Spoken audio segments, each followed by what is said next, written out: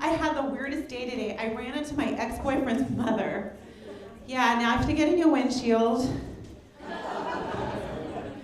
She has to get a new face. We actually really got into a car accident, right? She's like, "You're nothing but a stupid driver." I said, "Hey, I went through 3 lanes and made a U-turn to hit you."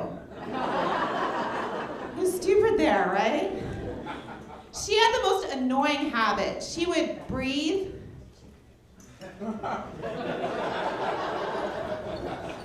That was it, in and out. Not anymore now, the machine does it for her. She would complain that I should be more interested in the family, so I slept with her husband. Try and get along. I'm so excited. I finally joined Civilizations and I have an iPhone, everybody. Yay! Yeah, it'll be really great when I learn how to use it.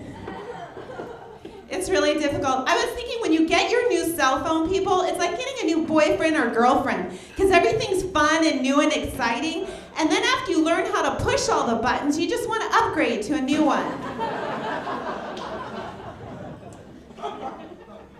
You know when someone is on the other line and they call it call waiting? Shouldn't they call it call more important? Isn't that what it is? Hi, yeah, I got someone on the other line, but when you can help me with my bills or career, give me a call back, Mom. What I hate more than anything is when someone's driving and on their cell, cut you off and they don't even know it. It happened to me today. I was like, "Jerk, get off your phone!" Yeah, sorry, someone just cut me off. I didn't even realize it.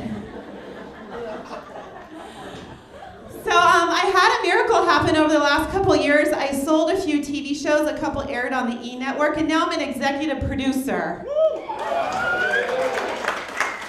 You guys are so supportive, thank you, I appreciate it. My mom still thinks I'm a loser because I'm single. The way I see it, I kind of turned into the man I always wanted to marry.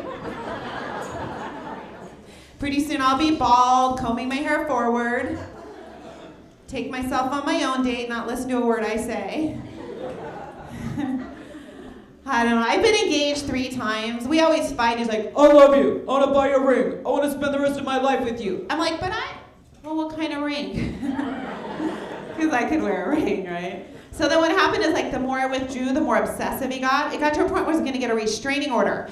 But they actually want $500 to file a restraining order, and a gun is only $150.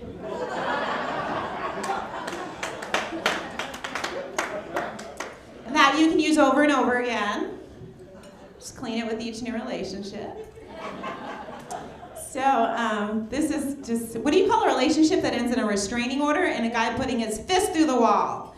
Successful. Okay, no, that I scared you. So we fight over little things. He's like, "Why can't I go to the party with you?" I'm like, "'Cause there's people there." Now get your pants on and leave. This is not a slumber party. A couple weeks ago, my ex-boyfriend's mother died, and I went to the funeral because I was hungry. Because I'm Jewish. I don't know if there's any Jews here, but normally when someone dies, you're like, "I'm sorry, what happened?" When Jews die, they're like, "So, what did you get?" True story. I said to the ex-boyfriend, "What happened?" He's like, "I got the Porsche, I got the house." I'm like, "No, what happened to your mother?" So he said, "Cancer." I told my mother. She said, "Oh, please, this lady would do anything for attention." Right out of her mouth. She wanted to come tonight. "Why can't I go to the little show with you?" I said, "Ma, because there's people there. Now get your pants on and leave. This is not a slumber party." I passed a psychic today on the street. She said for $25, she would tell me all the negative things in my life. I said, "Well, that's okay, because I can call my mother and get that for free." She'll tell you what's wrong with your life, too. It's tough having a Jewish mother. They love to complain. Like, she had a really big birthday. We wanted to surprise her. We had her choose between plastic surgery and a new car. We all chipped in. We got her a new car. She complained she should have gotten the plastic surgery. So this year, we're all chipping in. We're getting her tinted windows. She can have drive-by datings, right? She is a nut. I feel like I work for a suicide hotline. Like everyone in my life wants to kill themselves. I am so sick of it. Like I have this friend, she lives the most perfect life, and she loves to call me and suck all my energy, and I've had it. I've totally changed my attitude. Here she is. Hello, Amy. I just want you to know that I'm going to kill myself.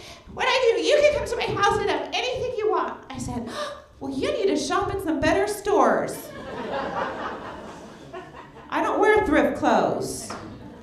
Have you ever had a friend and like you have to go through the phases of a relationship with them and you know they're a loser up front but you can't tell them but you see all the signs, right? She's like, oh my God, he was so generous, he bought 3 bottles of wine. That's because he's an alcoholic. She's like, oh my God, he wanted a commitment on the first date. He says, I'm the only one for him. That's because he's a loser and no one else wants him. But the state of Nebraska, right? Then she starts complaining, no, he never wants to go out. Really? Because he was over here last night. And he left a tip. So she's always like, what's wrong with me? What's wrong with me? I'm like, I have a list, okay?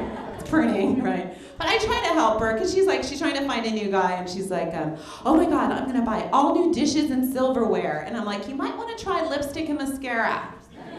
Right? And she gets a beauty treatment every day. She's like getting a tan, her hair done, she gets her lashes done. I'm like, why don't you try brushing her teeth? Seriously. So with each new guy, she's like, he's a soulmate. I'm like, you have more of a soul train, okay? Stretch your legs for a second. But she tells me that what it is she has low self-esteem. I'm like, what is that? She goes, Amy, it means I hate myself. People, why would you hate yourselves when you can hate others? So one thing I hate, I'm so thankful I no longer have a day job. I hate day jobs, right, people?